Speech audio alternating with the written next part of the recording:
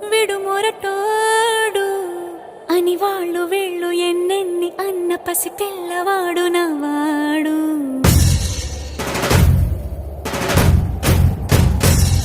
విడు ముండోడు అని ఊరు వాడ అనుకున్న గాని మహారాజు నాకు నవాడు.